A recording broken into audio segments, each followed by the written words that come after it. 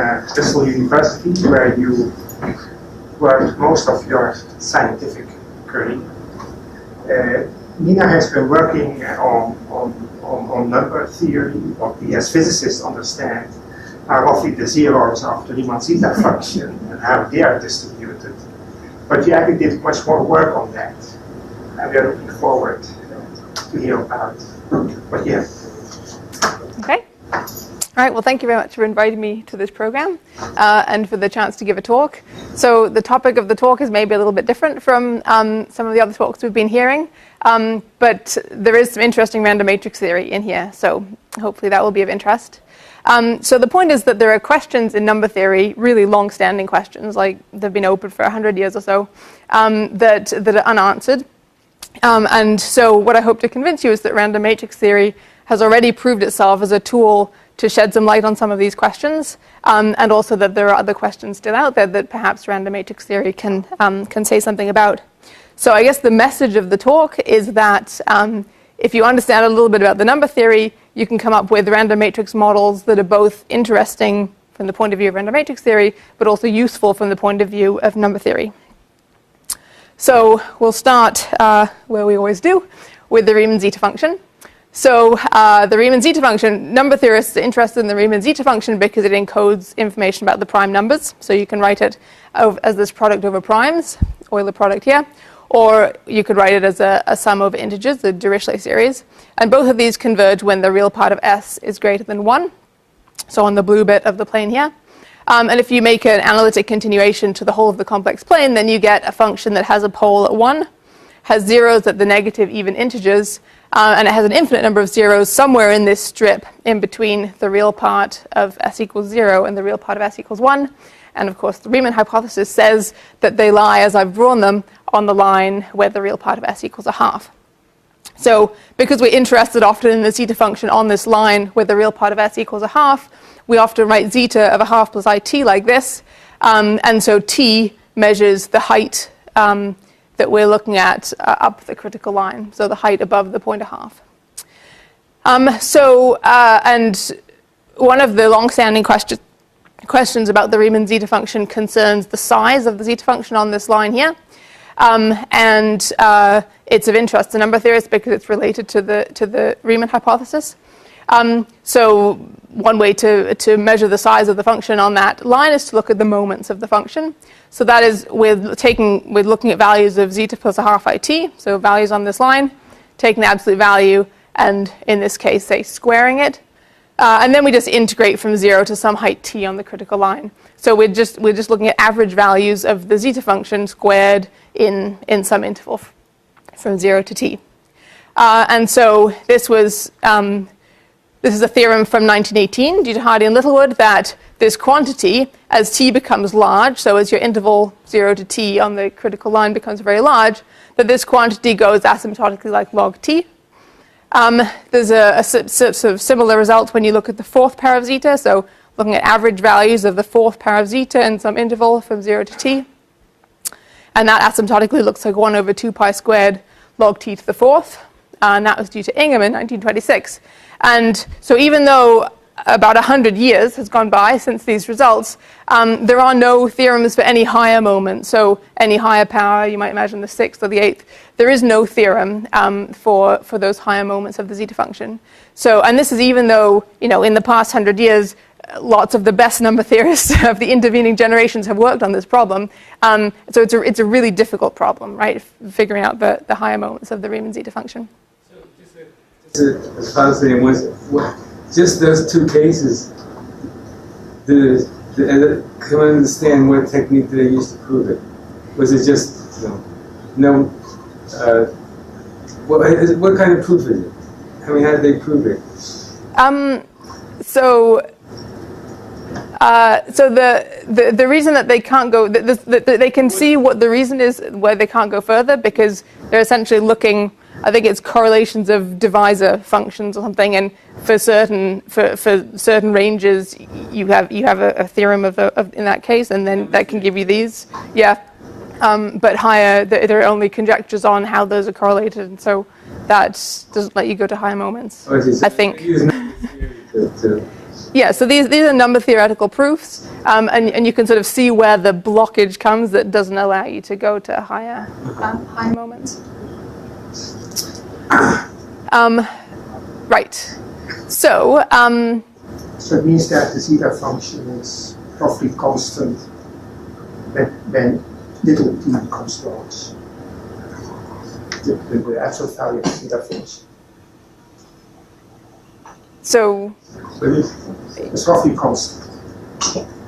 Because at the moment, if it would be a constant, it would be asymptotic or as a constant. Now it goes only as a logarithm. It's a constant plus a little bit, because logarithm is almost constant. Are you talking about the average size? I mean, the zeta function wobbles a huge amount, right? It has very large, rare spikes. So this is obviously telling us about something about the size on average, right? Yeah. Okay, so from a random matrix point of view, we're interested in the zeros on this line. From a random matrix point of view, they're points on a line, and we're interested in their distribution. So the first thing that you notice as you look at the distribution of these zeros on the line is that they become denser as you go higher up the line. So the density grows like 1 over 2 pi log t over 2 pi, where t is, as we said, is the height up the critical line. So they become more and more dense as you go higher. And this sort of steady increase in density isn't what we're interested in. We're interested in the fluctuations around the density. And so if we take the nth Riemann 0 and we multiply by the density around that point, then we get a set of points, Wn, which have been scaled so that on average they have a spacing of unity in between consecutive zeros. Okay, so we can have a set of points which are like the scaled Riemann zeros, which have average spacing 1, and we can look at the fluctuation of the distribution around that average spacing. Right. So, and now we want to compare this to random matrix theory. So the random matrices that we're interested in are unitary matrices. So if you imagine one particular n by n unitary matrix, it has eigenvalues that lie on the unit circle, something like this. So the eigenvalues e to the I theta n, like these blue stars. But if you look at the group of all n by n unitary matrices, then it's a compact group, so you can put a natural measure on it, Haar measure, which weights all the matrices evenly. And this is what we think of as our ensemble of random matrices. So we have essentially points on a line, well, a circle, but you can open it out and it's a line. So we can look at the statistics in the same way as for the Riemann zeta function. The density of the eigenvalues is n over 2 pi. And so again, you can scale that away so that you have a set of points which have average spacing of 1. And then you want to look at the distribution of those points. So there are lots of different statistics you can use to do that, but the most famous one in the context of the Riemann zeta function is the 2-point correlation function. So if you've heard before about number theory and random matrix theory, you've no doubt seen these pictures. They're due to Andrew Liskow. And so he took the first 100,000 zeros, so starting from the point at half, go up the critical line and look at the heights of the first 100,000 zeros. And he just numerically computed the 2-point correlation function. So that is, you take every possible pair of zeros, not just nearest neighbors, and you kind of log the distance between each of those pairs of zeros, and that you get a set of data and you just make a histogram. So that's the crosses here. So we can see the repulsion from each other. The spacings between zeros don't like to be very small. And then, well, this sort of shape with some oscillation at the top. So that's the crosses. The solid curve is from random matrix theory. So that's very familiar, the 2-point correlation function in random matrix theory of very large unitary matrices. So in random matrix theory, calculations are often a whole lot easier, right? So in random matrix theory, we have a formula, the 2-point correlation function of eigenvalues from unitary matrices. Okay, so this is in the limit as the matrix size is very large. You get this formula here, and that's the solid line that's plotted there. So Liskow also drew the picture. He went higher up on the critical line and took a batch of 10 to the 5 zeros around the 10 to the 12th. And then the crosses are the numerical representation of the 2-point correlation function for that batch of zeros. And it looks a little closer to the random matrix theory. And because Andrew Liskow is amazing at doing computations, he's he calculated 79 million zeros around the 10 to the 20th zero, and then you get really beautiful agreement between the numerics and the formula. Must be a lot of calculation time. Yeah, well, obviously he's good at doing these things very efficiently. He's got more zeros than this now. This was some years ago. Yes. So because the zeros are symmetric around 0, the more appropriate ensemble would be the chiral unitary ensemble compared to. This includes some corrections, because, and I wonder whether perhaps these corrections are completely irrelevant at the 10 to the 5th zero. Well, so when you're talking about the symmetry of the zeros, that maybe we can come back to this later, because when you have one L function and you look at lots of zeros to get good statistics, like you say, you're not so concerned about what's happening at the symmetry point anymore. But later I'll tell you about families of L functions where we average across a family and we do focus in on that. On the symmetry point near 0, and then it's a different ensemble of matrices which sort of mirrors that symmetry, which is relevant. So is it okay we leave that till later, because I think the question may come up. These beautiful pictures, I've seen them over and over again, and I never got an answer. Maybe you know it. I mean, this is only a picture. You can statistically obtain the numbers that say whether it agrees or not, or whether it's compatible with the random matrix result or not. I mean, is it compatible, or is it just the size of the dots in our eye that decides that this is excellent? I don't know if anyone's done a statistical test on it, but as you'll see, there's a lot of different evidence. I'll show you a formula later on which converges to this limit. There's a lot of different evidence, all suggesting that this is the correct limiting distribution. So I don't know if anyone's done a statistical test on that data, but I think we're convinced for many reasons that this is agreement. To see whether the corrections that Jack mentions are relevant or not, the statistical test may be all important.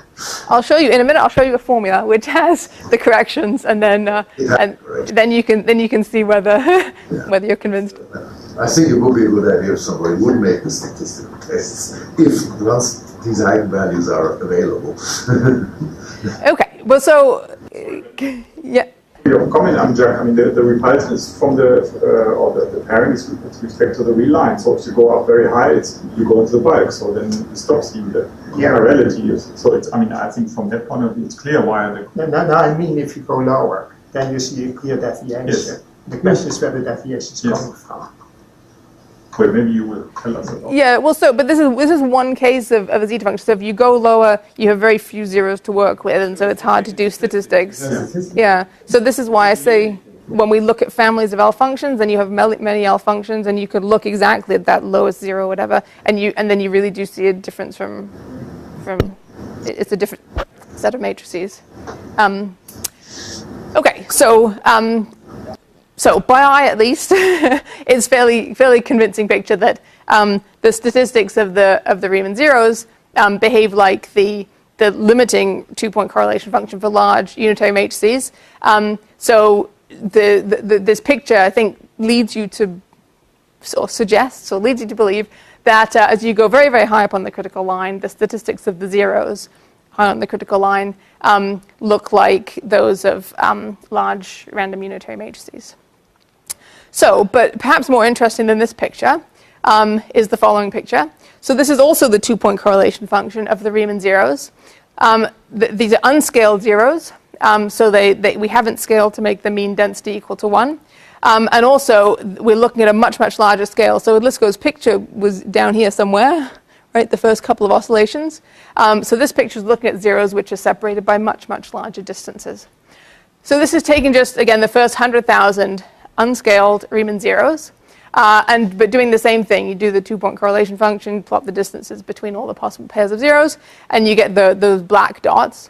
And the funny thing that you see is that it starts to oscillate, as you'd expect from random matrix theory, and then you see some funny behavior out here. So you see these very distinctive dips. And these dips occur, I've marked the positions of the first few Riemann zeros. So this 14 point something is the height of the first Riemann zero above the point of half. The second one is the height of the second Riemann zero, and so forth. And so, I mean, to me, this is wonderful, right? It means that the Riemann zeros don't like to be separated by a distance which is equal to another Riemann zero.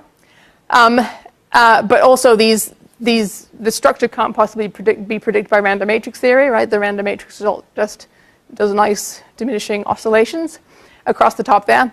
And so this is really number theoretical information which is coming in to mix somehow with the random matrix. So coming at lower order to kind of adapt the leading order random matrix limit. Reflected Riemann zero or not? Probably not. No, you don't see it. By reflected, you mean the below zero? Yeah. You said you see the negative guys. Well, so you would, except I've drawn this as a function of just like the distance, the distance x minus y. Right? You could think of the 2-point correlation function as a function of two different variables, but this is being plotted like as the difference between those variables, so it's positive. But you could, you would. Yeah, for this picture, it's the positive ones that show up because of the way it's displayed. So the data is the black dots. Underlying them very faintly, you can see is a gray line. So this is a conjectured formula for the 2-point correlation function, which is due to Bogolny Keating and Brian Connery myself. So the thing to we'll talk about all this mess in a minute. The thing to stress is it's a conjecture. It uses number theoretical methods, heuristics, so non-rigorous number theoretical methods, but it's somehow guided by random matrix theory. So a lot of times, to make these conjectures in number theory, you sort of don't know where you're going unless you follow the steps that are sort of predicted by random matrix theory. So it's a conjecture, a number theoretical conjecture that's guided by random matrix theory. So if I'll point out the relevant bits of it because it's a lot to take in. So this is essentially the 2-point correlation function, right? So the gammas are the heights of Riemann zeros. So we're taking a pair, gamma and gamma primed, of Riemann zeros in the interval from 0 to t. We're sampling a function at the difference between that pair of zeros. The 2-point correlation function, another way to think of it is it's the thing that you integrate against f in order to get a quantity like this. So on this side, we're looking for the thing that's multiplied by f, that's integrated against f. This term up here this comes from a delta function because we haven't banned zeros from being from gamma and gamma prime being the same zero. So you can ignore that. That just comes from the delta function. These a and b, I've written them here so that we know what they are, but they make very little fluctuations. They don't make much difference. So those are just some arithmetic constants, a and b. So don't worry about that. So the thing we're looking at is the bit that's multiplied by f. So from this bracket to that bracket is this this quantity here. And maybe the most important bit is this term here. So this is zeta primed over zeta all primed running along the one line. And so the zeta function doesn't go to 0 on the one line, but it sort of feels the effect of the zeros on the half line. So as you run past it on the one line, it has a smaller value whenever you go past the 0 on the half line. So that term there is smaller whenever you go past the 0, and that's what leads to these dips. Okay, this is just a conjecture, but it's an extremely detailed conjecture, and it can give you a lot of information about those lower order terms, the sort of lower order corrections to the limiting random matrix result. If you scale, so these are unscaled zeros, but if you scaled the zeros correctly and took the limit as t goes to infinity, you'd get back to the formula, the 1 minus sine squared over x squared, whatever it is. So you get back to the limiting random matrix result if you scale the zeros, but here's the formula for unscaled zeros, and you get all this detail, this kind of interesting number theoretical detail that comes in at lower order. So if we go back to the question of the moments of the Riemann zeta function, so remember the second and the fourth were known, but no higher moments had been proven. So the question is, can random matrix theory say something about this, very old and unsolved problem? So here we're averaging values of the zeta function. So zeta is a function with zeros with this particular distribution. So we look in random matrix theory for a function with zeros with the particular distribution, and we find the characteristic polynomial, which we like to define like this. And you can see it has a zero whenever S takes on the value of one of the eigenvalues of your matrix. So this is a function that has zeros distributed with our characteristic random matrix distribution. And so we want to use that sort of to model the moments of the zeta function. So we said, looking at Odlyzko's statistics, that the statistics of zeros correspond with the statistics of eigenvalues when you look in the limit of going very high on the critical line or very large matrix size. But now we want to understand, so those two limits correspond, but what about the approach to those limits? So how do the rates compare? How do we compare the rates of approach to those two limits? So basically the parameter we have to play with is the density of the zeros or eigenvalues. So that was the density of the Riemann zeros. That's the density of the eigenvalues. And if you equate those two, you get essentially n is like log t, for large t. And so that tells us how to compare n and t when we're not in the limit when they go to infinity. So moments of the Riemann zeta function. So there's a conjecture from the number theorists. They believe the moments have this form. So let's say for now that lambda is an integer, so we're looking at the second power, the fourth power, sixth power, so forth. And so they believe it has this form. The form of a lambda is known, so that's a product over primes, which I didn't write it down because it looks complicated, but that one's known. The growth log t to the lambda squared is, that's explicit. And the hard bit for doing these calculations number theoretically is this bit f, which number theorists conjectured to be a rational number. So that's the hard bit to calculate when you get to like the sixth power moment and the eighth power moment and so forth. So in random matrix theory, we want to kind of mimic this quantity, but in random matrix theory, so we take the characteristic polynomial, we raise it to the 2 lambdath power, we do an average, so this time an average over all of un.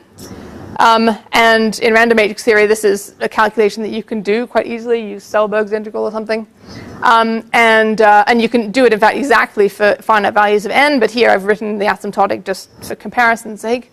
So you can work out what this is. You have an explicit form for the coefficient f. We notice that it grows like n to the lambda squared. And if n is like log t from the previous slide, then that has the same rate of growth, which is good. And I've written this coefficient, have named it f suggestively, because the conjecture of John and myself is that this coefficient is the coefficient you need to predict these moments of the Riemann zeta function, and that checks out against the power 2, power 4 moments, which are known, completely independent conjectures for the 6th and 8th moment, and also it's being tested numerically for various integer and non-integer values of lambda. Lambda subscript a. So this one here, that's the characteristic polynomial. So that's our notation for the characteristic polynomial of a matrix A from UN. And do you have an interval? I didn't see that. For UN, where's the interval? You integrate between 0 and t. So we're integrating at one point on the unit circle, and in fact it's invariant. You could choose any point on the unit circle, or you could average over the unit circle. It doesn't make any difference because of the rotational invariance of UN.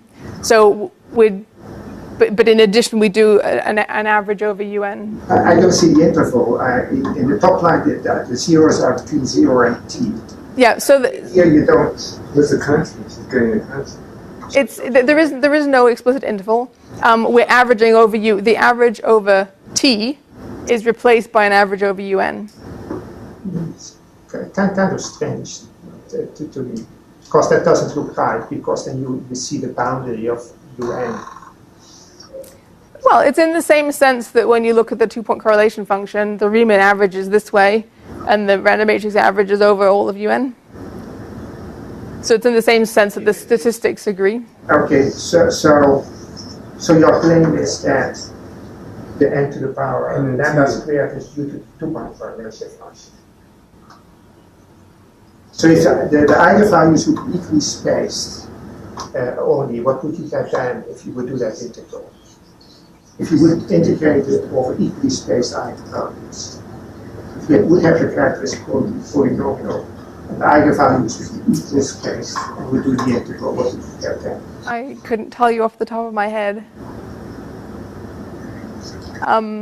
So, but this n to the power lambda squared is due to the two-point correlation function. Well, but further, not just the two-point correlation function. Yes. It's due to all the correlations, right? This involves all the eigenvalues of the matrix. So it's a result of all the correlations of the eigenvalues. If it would be a constant, then of course the first integral of the zeta function would be a constant, and it would have a constant. So apparently this is due to what is beyond the constant, some kind of correlations. Sorry, beyond the constant in what?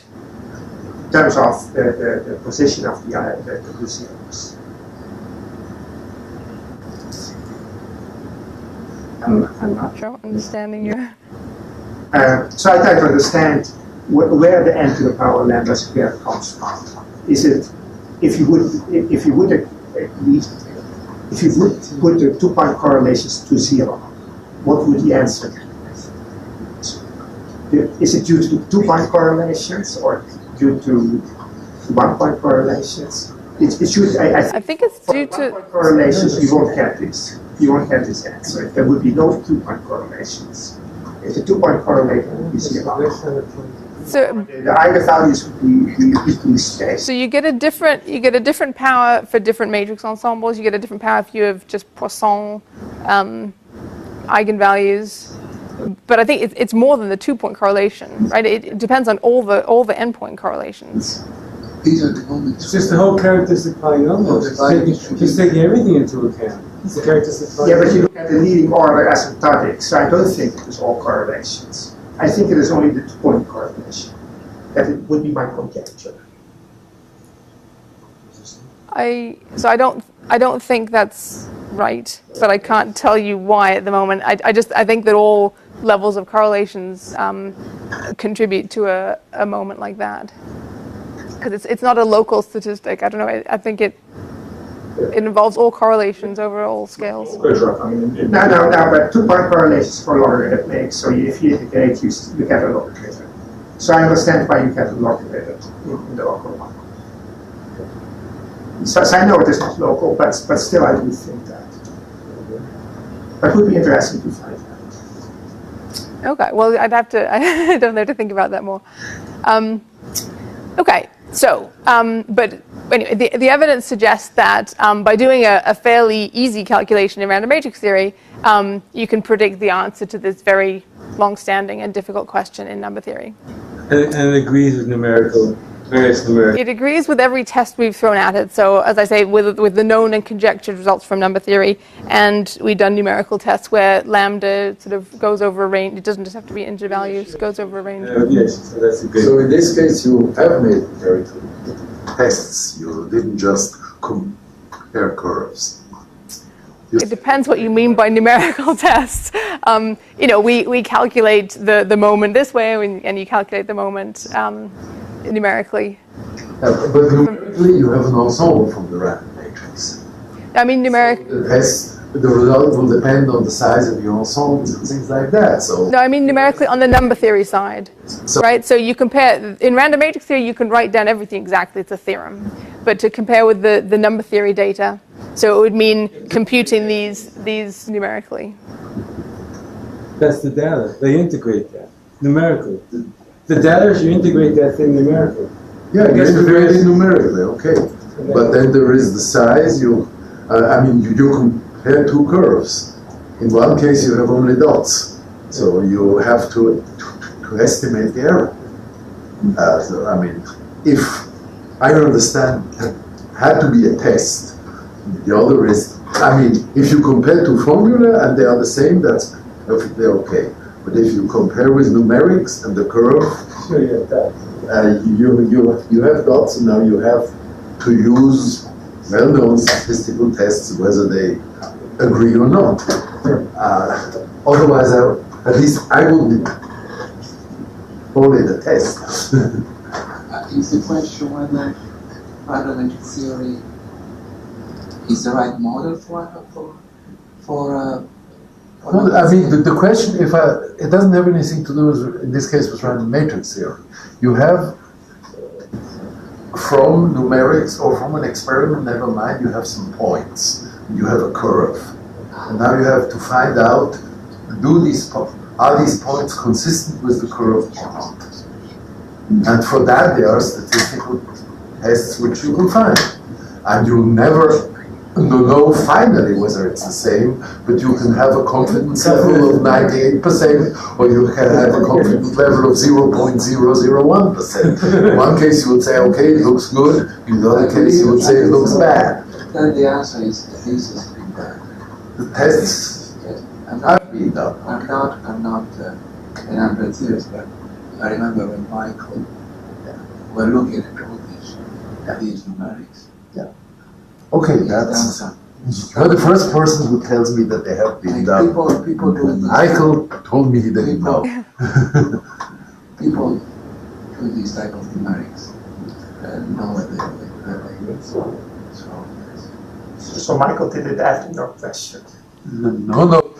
Probably some of his people. He didn't told him it was over. So it's hard to test exactly this numerically because it's only the leading order.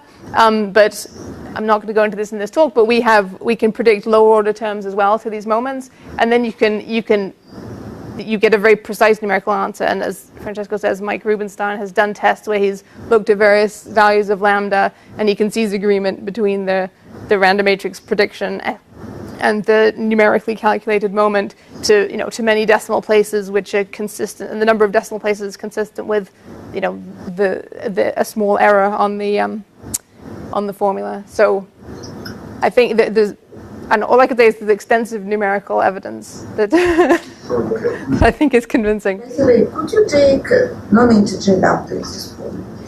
Yes, so you can. Well, so in random matrix theory, yes.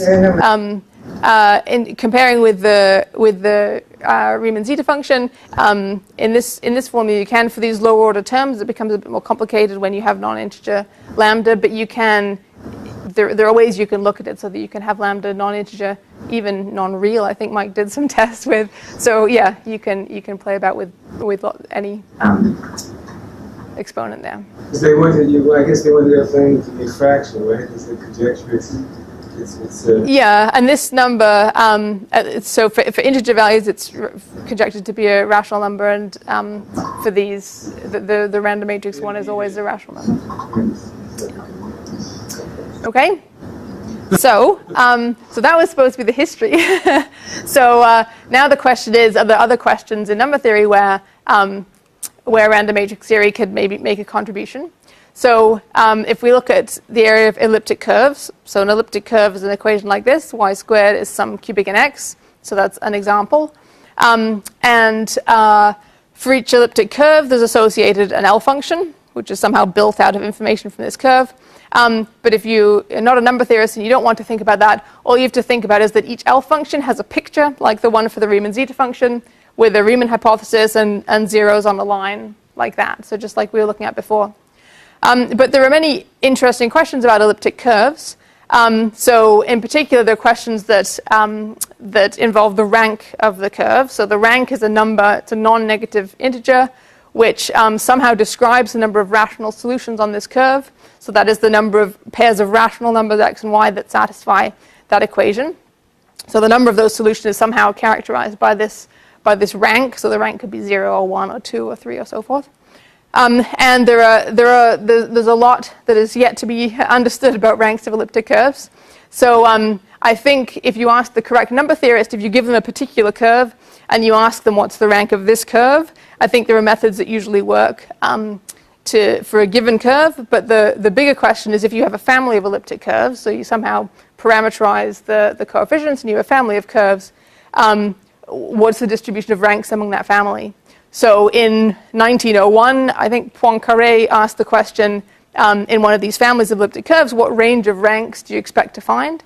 And so here's another question. It's over 100 years old, and we still don't have the answer to this. So as far as I know, in these families of elliptic curves, we don't even know if the rank is bounded. So these families are usually infinite, ordered by some parameter. And as you go through this infinite family, do you eventually find the largest rank in that family, or do you keep finding larger and larger ranks as you go through? So that's a question that the answer isn't known. I don't know. If I had to guess, I would. No, I do know. I think it's 0. It's E11. I think it's 0. Because there's one with an elliptic curve, there's one number, the moduli, right? So in this particular case, I mean, you could imagine putting in numbers, parameter. They're not just 4 and 40 and 79. So there's one number that parameterizes the elliptic curve, right? So then that's, I guess, as that number varies, your question is, what would the rank be? So there are different ways to parameterize the curves. The rank doesn't just matter on what tau is the invariant of the curve. It would be right. So, an elliptic curve is the invariant of the curve, and that's. Well, because it's number theory, so okay. So in the group of rational solutions, the rank is the number of infinite order generators. So. Okay. Why is it called E11? Why is? Because the conductor of the curve, which is a number associated with the elliptic curve, is 11. Is that a counting number or curve? It's very complicated to define, so I'm not going to go into it here. But it's a number that there's a conductor that's associated with each curve, and this one is 11. So there's a lot of work done on ranks of elliptic curves, but we're nowhere near understanding the distribution of ranks in a family. So there's a recent result by Bhargava and Shankar on the average rank, a bound on the average rank in a family of elliptic curves. And this is an amazing piece of work. Bhargava got a Fields Medal for this and other things. And so, it's a phenomenal piece of work, but it's still only a bound on the average rank, whereas what we'd really like to understand is the distribution of ranks. How many do you have of rank 0, how many of rank 1, or whatever within a family of elliptic curves. So the question is, can random matrix theory say anything about that? And why should we be able to say anything? Let me go back, because I'm puzzled what the ANs are. AM is determined by E11, but you need infinitely many of them, and how can you get?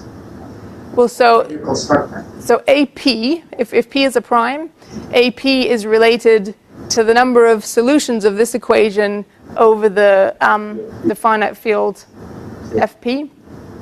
And so that's how you get the prime ones, and then you build up the non-prime ones from the prime. FP? What's FP? The finite field of P elements. Integers. You do my P. Yeah, like CP. 1 to P. Yes. Why FP, not CP? No? I think it's called FP, isn't it? I know it is. Yeah. Anyway, so you build up information about this based on the solutions of this one. Over. Can that be calculated numerically? So how do you find it? Because you said it is not well understood. So can which be calculated? Of the number of solutions. So I've been told, I don't know how to calculate the rank of a given curve myself, but I've been told that there's a method that usually works if you give the right person a specific elliptic curve, that they can calculate the rank of that curve. But in terms of distributions over these infinite families, that's the bigger question, I guess.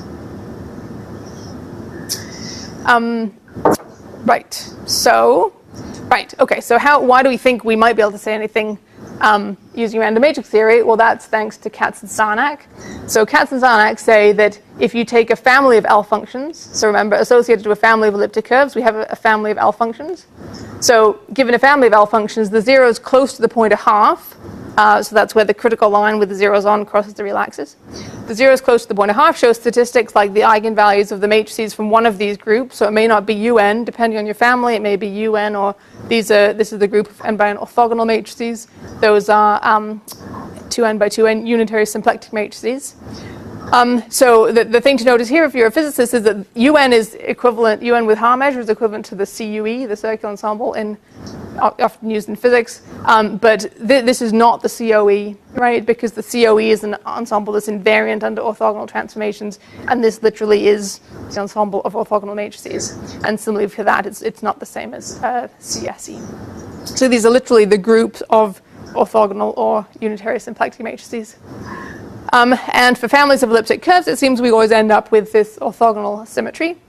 And the sort of warning, the caveat in the Katz and Sarnak philosophy is that we expect to see these statistics in the correct asymptotic limit. And this is very important for, for the talk today. So in these infinite families of elliptic curve L functions, they're usually ordered by some parameter, and this parameter is the asymptotic parameter. So as your family becomes larger and larger, you're heading for this asymptotic limit. Okay, right. So here we are. We're armed with Katz and Sarnak. We believe that we can use statistics of orthogonal matrices to look at the zeros of these elliptic curve L functions. So that's exactly what was done by Stephen J. Miller. He did an experiment. He had a family of elliptic curves. He calculated 750 of them. So it's hard to do these calculations. It's hard to come by a lot of data. So this is the amount of data we're looking at. So he had 750 elliptic curves. That means 750 L functions, which each have a picture that looks like this. Each one has a first zero above the point of half. And he took the heights of all those 750 first lowest zeros and did a histogram. Okay, so that's the picture here. He's not. You say family, so it's just A1 and A3 equal. You can define them in different ways, and I don't want to go into the specific definition because we use a different family to him, but you essentially vary these coefficients in some defined way, and you get a family of curves. You're just looking at the zeros on the line 1/2. Are there other zeros? Well, these are the non-trivial zeros. Yeah, so these are the interesting ones. There may be other ones. It's like the Riemann Zeta-Function. Exactly on the line, real part equal to 1/2, because you said you were vague about that in your previous slide. So if you believe, so there's a generalized Riemann hypothesis for these L functions, which says they should be exactly on the line where the real part is equal to half, but that's not. It's a hypothesis, right? But they are. As far as they've been tested, they are. It would be a conjecture, of course, if people had found other ones. Are they on the line 1/2 up to the sheet, essentially? The ones that have been tested, yeah, but obviously there are an infinite number of them. You can't test them all. And the AK in that equation are different from the AK in your previous. Yes, yeah, bad notation. These are just standing in for the coefficients of the curve. Okay, so he takes 750 rank 0 curves. We'll come back to what rank 0 means in a minute. But this is what he's trying to model. The statistics of the lowest zero of rank 0 curves in a certain family of elliptic curves. Okay, so he gets all his heights of the first zero and he plots a picture, which looks like this. So as random matrix theorists, we immediately recognize there's repulsion from the point of half, right? Because we don't get many low-lying zeros. He's normalized it so it peaks around 1. So we get a distribution that looks like that. So Katz and Sarnak told us that we were expecting orthogonal statistics for these zeros. So the obvious thing to do is to say, well, what's the distribution of the first eigenvalue in an ensemble of orthogonal matrices? So orthogonal matrices have eigenvalues that come in complex conjugate pairs. So this picture, if I had drawn it correctly, would be the mirror image around the real axis. And these L functions have zeros also that come in symmetric pairs. So the symmetry point at 1/2 corresponds to the symmetry point at 1 here. So the lowest zero here corresponds to the first eigenvalue around here from the point 1. So in the random matrix case, we generate a bunch of matrices. By equating densities, we get SO4 as the size of matrix we want. You generate lots of matrices, you calculate the first eigenvalue, and for lots of these matrices, and you do a histogram. And this is the picture that you get. So SO4? So just as in the Riemann zeta case, we equated the density of the Riemann zeros with the density of the eigenvalues in order to get an equivalence between T and N. Similarly here, there's, like I said, there's an asymptotic parameter, which is essentially the size of your family, in some families at least. And so you want, and the density varies with that parameter. The density of the zeros around the point and a half varies with that parameter. So you want to equate the density of the zeros in the set, in the data set that you have, with the density of the eigenvalues. And that gives you an equivalence between N and... I would think you do SO and make N very large and then rescale. Okay, well, in this case, it doesn't matter because, as we all maybe know, there is no size of orthogonal matrices that will ever show you repulsion from the point 1. There just is no repulsion from the point 1 in SO to N of any size. So in fact, it doesn't matter. We could pick any size of matrix, and we would always see a picture that looks like this, and we would never see a picture that looks like that from random matrix theory. Okay? So there's a moment of panic when you think, what have Katz and Sarnak been telling us? But then we remember that Katz and Sarnak say that we should only see the statistics agreeing in the asymptotic limit, right? In the limit of some asymptotic parameter. And the parameter is essentially, well, so Steve here gives us the range of parameters he's using, and you can see it's between 3 and 12, right? He's only calculated 750 curves because it's hard to calculate these curves. And so we're clearly not in any asymptotic regime when we're looking at a parameter value of 12. Okay, so we're looking at some kind of lower order correction to the Katz and Sarnak philosophy, which we don't doubt, right? We believe that to be true. We're not trying to contradict that. But we're seeing some kind of lower order correction that we want to understand. We want to understand how to model these statistics when we're not in the asymptotic regime of large family size. The formula you got before, that general formula for the sum of the f's between gamma minus gamma prime, you get a full formula. Exactly. You want to understand what's going on at lower order. Yes. Okay. So that's the goal, is to model the statistics of these rank 0 curves. So to do that, you have to look at the number theory a little bit. And if you do that, you realize that there's a sequence of very important works in number theory, which culminates in this paper by Conan and Zagier, which tells you something about the value of the L function at the point and a half. Okay. So the value of the L function at this point here. And essentially what it says is that for some natural families of these L functions associated to elliptic curves, there's a discretization that happens at this point. And the consequence of that is the L function can either be 0 precisely at that point, like it would have a red dot there, or it's bounded below by some value c. Okay?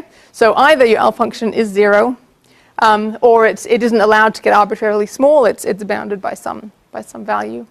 And if you think about that, that could cause repulsion of the first zeros, right? Because if your value isn't allowed to be too small, so let's just think about these guys, the ones that aren't 0. So their value isn't allowed to be too small at the point and a half, and so unless they have a really, really steep derivative, they're unlikely to have a 0 that's very close to the point and a half. They're more likely to have 0 that are further away. So it sort of makes sense that this condition could create repulsion of zeros from the point and a half. So we want to model the statistics of these guys, the ones who have a non-zero value at the point and a half. And how would we do that? In random matrix theory, there's no discretization of values of the characteristic polynomial. So we have to impose that ourselves. Okay, so the hypothesis, yeah? Back to this slide. So is it true on top of that for L function that the eigenvalues come with plus minus pairs? These guys, yeah, they come with symmetric. So they have an upper, lower limit or 0, and they come in pairs. They're paired. They're paired, yeah. For these L functions, not for all L functions, but for these, yes. So for the entire family, he looked at if this pairing is true, or Miller.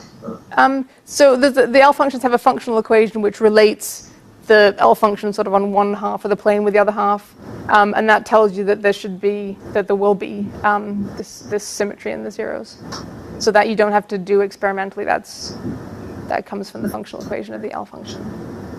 Could you have multiple zeros at one point? Yes, you could. Yeah.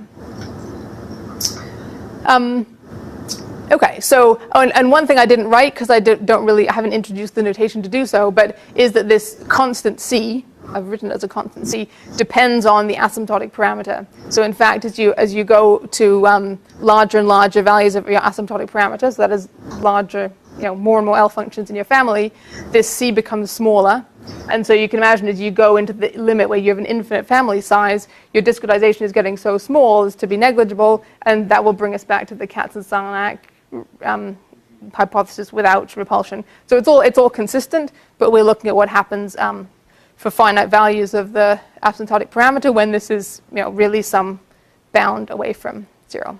Sorry, I still don't understand. If they come in pairs plus minus, then you will always have a different situation than on the orthogonal. So will that also go away when you take more in the family? So then only few of them will have plus minus pairs. Because the eigenvalues of orthogonal matrix come in complex conjugate pairs, so it is exactly the same as in orthogonal matrices. So they do have a repulsion then? They don't necessarily have repulsion, but they come in the complex conjugate pairs. That is like for the chiral ensemble for beta equal to 1, there's no repulsion. That they are beta 0. Well, depending on the zeros. And yes. so you should not compare it to ON, but to a different ensemble. I think you shouldn't believe those guys who rejected that. You're suggesting we don't believe Katz and Sarnak? Well, sorry, has your question been answered? So the eigenvalues come in complex conjugate pairs, and the zeros come in symmetric pairs, if for these families. Yeah, the real matrix. But SO2n doesn't have repulsion from the point 1. Yeah, I understand that it is for beta equal to 1. So that's the wrong ensemble to compare to. Well, so these are beta equals to 2 ensembles. Yeah, so why don't you compare it to one of the chiral ensembles? Because they are right. Well, we could do, but these have been tested in many, moments and all sorts of things have been tested, and these seem to work. So, and they're very easy to work with the classical compact groups. But it's not just that, right? Katz and Sarnak. It's the whole thing. Well, yeah, if you believe Katz and Sarnak. There are theorems. Yeah, but if that's the key, the theory is wrong. No. If the theory doesn't apply, No, just question. right. I don't doubt that the theorem of Sarnak is right. Yeah. Maybe it's not the right one to use here. Okay, can I? Yeah, let's go. Yeah. Okay, so where were we? So we were saying if the discretization of the value at a half causes the repulsion of the zeros, then the resolution might be to create a new matrix ensemble which imposes some kind of discretization on the value of the characteristic polynomial at the point 1. Okay, so that's what we propose to do. So here's the characteristic polynomial of a matrix from SO2n. The eigenvalues come in these complex conjugate pairs, so we see a factor for each of them here. So that's the characteristic polynomial. And we introduced this new matrix model, which we call the excised random matrix model, which is it's literally a subset of SO2n. And you define the subset by saying, I run through SO2n, and if I have a matrix whose the value of the characteristic polynomial at 1 is bigger than some constant, I keep it, and if the value is smaller, I chuck it. So it's excising the matrices which have a characteristic polynomial at 1 which is too small. Conditioning on the value of the characteristic. It's a condition distribution. Yeah, so conditioning on the value at the point 1. Okay, so this is what we suggest, and now let's see how that works. So here's a histogram of the first zero above the critical point. So this is very similar to Steve Miller's histogram, only we use a slightly differently defined family of elliptic curves. It has the repulsion of Steve Miller's because there is a blue dot there. It's kind of hard to see, it's hiding, but it does have this shape with repulsion from the point a half. So this is the histogram of the distributions of the positions of the first zero for a family of elliptic curve L functions. And now we try doing this conditioning on our random matrices. So in this case, it's SO24. We generate a whole bunch of matrices. We only retain those with the value bigger than 0.0054. So we'll come back to that number in a minute. But for now. You take the guys that you retain. We do statistics just on the ones that we retain. So, and the statistics are that for those that you retain, you look at the height of the first eigenvalue and plot a histogram. So you can see that it has, if nicely given us repulsion from the point 1, right? Because remember the SO2n curve just peaked up here, whereas this one shows us repulsion. You can't tell from this because we're always fighting against limited data in these questions, so you can't really tell from this picture whether it agrees with the blue dots. But if you look at a cumulative plot, which irons out some of the wheels, then you can see it's a very nice fit. So the blue dots are the number theory distribution, and the red is the this excised random matrix model for a cutoff, an excision parameter of this value. So the conclusion so far is that by excising these random matrices, that is throwing out the matrices that have too small a value of the characteristic polynomial at 1, we can get a model that gives us the statistics. To come up with that, like eliminate it. You could have done kicked out a lot. There are a lot of things you could have kicked out. How do you come up with that condition? Natural? Well, we tried a lot of things that didn't work first, but eventually it was because of the condition on the values of the L functions, right? You're trying to mimic what you see in the number theory, and there's this very clear gap in the values of the L functions. Analogous to the L function, I mean, because the characteristic. You're just trying to mimic, in the characteristic polynomials, you're trying to mimic what's happening in the values of the L function. Okay, so that's the analog, that object. I'm just saying that's the map.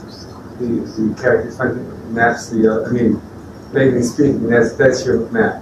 Yeah, so it seems to make sense. We tried other things. We tried like a Jacobi ensemble, which has repulsion from the point 1, and it was the wrong. The distribution was the wrong shape. We just couldn't get the shape right. It's a very steep. This distribution has a very steep turn on here, which you don't see in any of the kind of normal random matrix models that have repulsion. So yeah, so eventually we got to this idea of excising, and it seems to do a good job. Sorry, could I return to the same thing? Now this curve would be precisely a curve that if you made a statistical analysis, the probability of agreement would be essentially 0. Because if you look somewhere in the middle, you have a large number of points which are all on one side. So there's simply no way. One of the statistical things is how many points can be on one side of a curve, and the probability that you have on such a large range, all on one side, will be under 1%, I would guess. And then at the bottom, you all of a sudden have the points again to the left of the curve, and in the curvature above, they are again all above. So I'm not claiming this is the perfect model. In fact, we have proposals for other models that do better. I'm just proposing this is a simple model which gets the statistics just about right. And furthermore, so everyone's probably wondering where this cutoff here comes from. And there's no very satisfactory way to calculate what this cutoff is. But the thing which I think is significant is that if you pick the value of the cutoff which gives you the best fit, it's not a perfect fit, but gives you the best fit of these two curves. That is, you could imagine varying your cutoff, trying a whole bunch of different values. You get lots of different curves like this, and you could think of some measure of the difference between the blue curve and the red curve, say, whatever, root mean square difference between the two curves or something. And so then you could pick the cutoff value that fits the best, right? So that's a perfectly good procedure. And if you do that, if you pick the value that fits the best, which happens to be this one, then you can also get information from this cutoff value on the number of L functions which is 0 at the point 1/2. So if you remember, we were using this ensemble of matrices to model the statistics of the L functions which were not 0 at the point 1/2. But it seems it's the same cutoff that gives you a good model for the statistics of the zeros of the L functions that aren't 0 at the point 1/2. Also gives you information about the number of L functions which are 0 at the point 1/2, and so it's kind of it's consistent. It gives you the same. You end up with the same cutoff, sort of coming from both ends of the question, which I think is more important than the fact than whether this is the perfect model or not. Can you check that number agrees? That 0.0054. That information that it gives you is consistent with if you did numerics on the L function. Is that what you're saying? You check Well, so let me show you the next slide and see if this answers question. So this is written in number theory speak. So if there are number theorists hiding out there in the audience, this is a family of quadratic twists of a given elliptic curve, and we're keeping just the ones with even functional equation. But for those of you who aren't number theorists, don't worry about that. All we're saying is that we have L functions. They're parameterized by P. So for each P, we get a different L function. We're taking the P's up to some highest value T. So T is our asymptotic parameter. And this is a ratio of the L functions which are 0 at the point of half over all the L functions in our family. Okay, so we're looking at the proportion of L functions which have a 0 at a half in this family that we're looking at. And this is the conjecture for how many of those there are. So you can see it's a vanishingly small proportion, right, because of T to the minus a quarter. But it tells you how big that proportion is. And the great thing from random matrix theory is that this power here has been conjectured by other means, but I don't think there's any way other than random matrix theory to get the power on the log of T. And when you have limited data, as we always do in these cases, and you're trying to test a conjecture like this, it's really important to have the power on log T as well, because it makes a very big difference. So that is due to random matrix theory. And why do we care? You might ask, why do we care about calculating the L functions, which are 0 at the point of half? And of course, that's due to the Birch-Twinnerton-Dyer conjecture. And they say that an L function being 0 at the point of half, it happens if and only if the associated elliptic curve has infinitely many rational points. That means a rank greater than 0. So by counting these curves, we're counting the curves in the family that have rank greater than 0, which is exactly the problem we set out to attack at the beginning. Again, if you're a number theorist, this is a family of curves of L functions with even functional equations, so we're essentially counting the ranks greater than 2. But anyway, we're counting the L functions in the family that don't have rank 0. And it's a precise formula. This bit comes only from random matrix theory, and the formula agrees the same value of the cutoff that optimizes our modeling of the statistics of the zeros also gives you the correct answer in this form, the C in here. Yeah, and so it feels right because it fits from both ends. I can stop there. I've run over my time, or I can say more. We don't have real time limits, so as you've seen. Yeah, I have some questions before you continue. Did you compare to odd-dimensional SO matrices? To odd. So these L functions have an even functional equation, which means the zeros come in symmetric pairs. And if it has a 0 at the point, at a half, it's actually an even order 0, because there's an even symmetry like this. Okay? So those L functions, if there's a 0 at the point of half, it's a double 0, in fact, for these L functions. The Katz and Sarnak symmetry class that applies to those L functions is SO2n. But there are also another family of L functions which have an odd functional equation, and therefore they all have a 0 at the point of half, and that 0 has odd order. So it's usually 1, but sometimes it's 3 or higher. And those are modeled by SO2n plus 1 matrices. So it's a different question. It's slightly harder. We'd love to do the same thing for those matrices. It's a little bit harder, so we haven't yet done that. But it's a different. We split the family into those with even symmetry and those with odd symmetry on the number theory side, and those correspond to SO2n versus SO2n plus 1 matrices. You also had a curve for the distribution of the first 0, and then you had your excised random matrix theory. The two curves looked very different, and I didn't understand that. So, which that picture? Or which? The one of the first 0. So this is ours from the first 0, but there was Steve Miller's. Yeah. This one? Yeah, that looks very different from shape. It has a big gap that goes all the way to 1, and yours it goes up much steeper. So it looks very different to me. It also depends on the range of the conductor. I think we have more curves than Steve does, and that gap does shrink. It sort of closes this way as you go to larger parameter values. So the shapes might not be exactly the same because we're looking at a different stage on the way out to the limit. But you see what I mean? Was to reproduce this histogram. Yeah. But did you compare? So we didn't, because we used a different family of elliptic curves. We didn't compare it specifically to his data. Yes. But we in fact have more data. So we're only claiming that we have a model for the particular family of elliptic curves that we look at. But I think the phenomenon is the same for this family, which is defined in a slightly different way.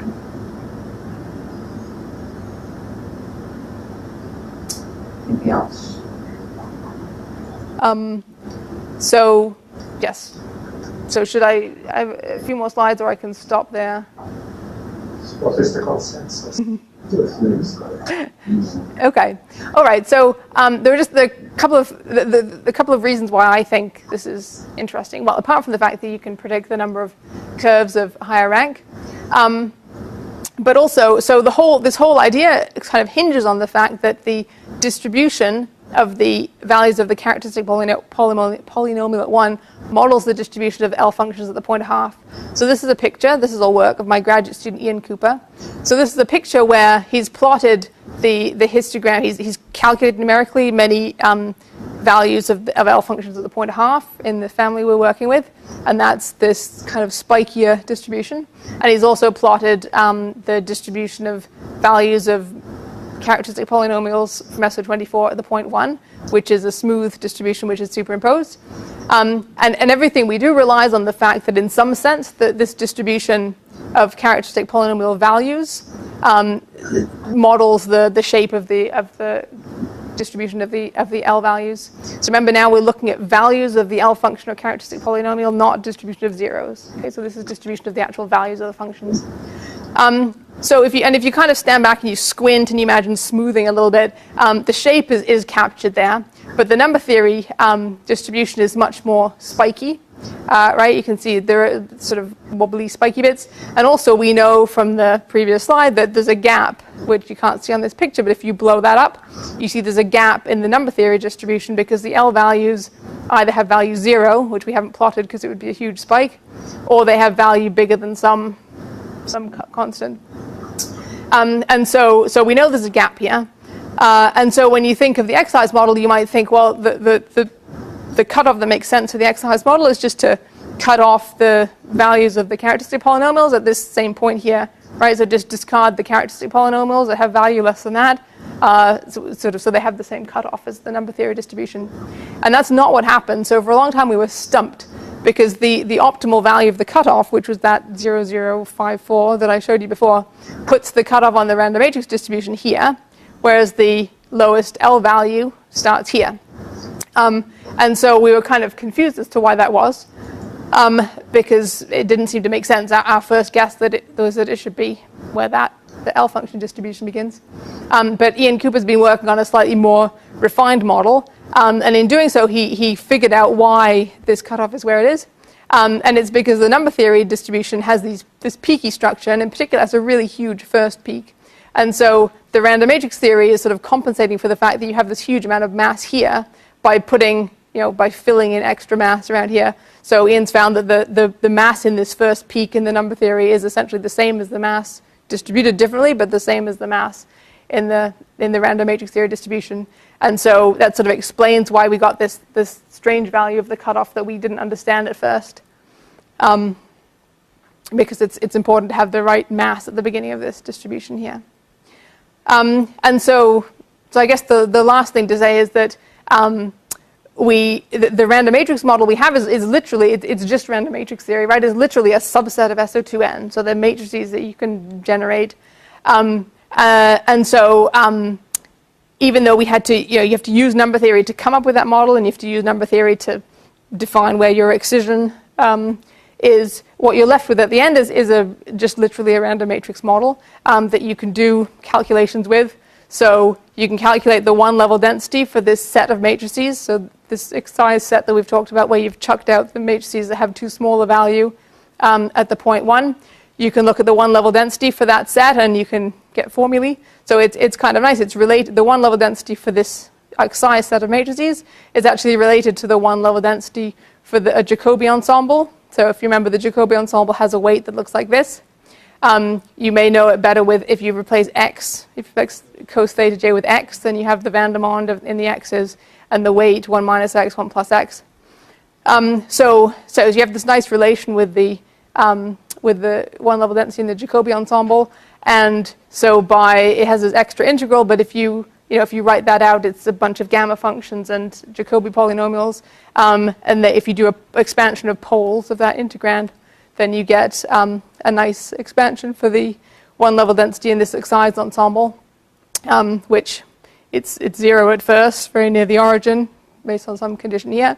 And then it looks like SO2n when your cutoff parameter shrinks so that you're excluding fewer and fewer matrices. You get back to SO2n. But there's a nice expansion in that parameter. So I guess from my point of view, that we're motivated by looking at the statistics on the number theory side to come up with these ideas. But in the end, we have a nice problem in random matrix theory to look at. Okay, that's everything. Thanks. Okay, thank you. Other questions? So, I mean, using such a formula and that ensemble, are there other things you think you can predict about the number theory?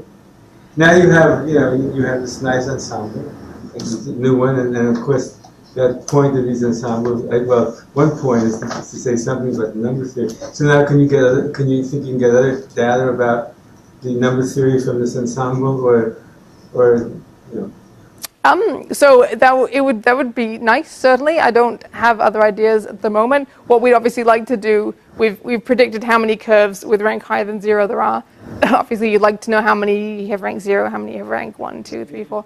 And so that's what we'd like to do. So that was why we tried to understand the statistics of the rank 0 ones, in order then to go further and look at the rank 2 and rank 4 and so forth. So that's sort of the ultimate goal, is to be able to predict the number of higher rank curves. But we don't know how to do that at the moment. So does the same ensemble also describe the spacing between the first and second zero, or the distribution of the second zero? Well, so we've tried that. So not very well is the answer. So I think it really just is very localized to what's happening around the point of half. So you kind of get semi-reasonable pictures for the distribution of the second zero, but not like we do for the first zero.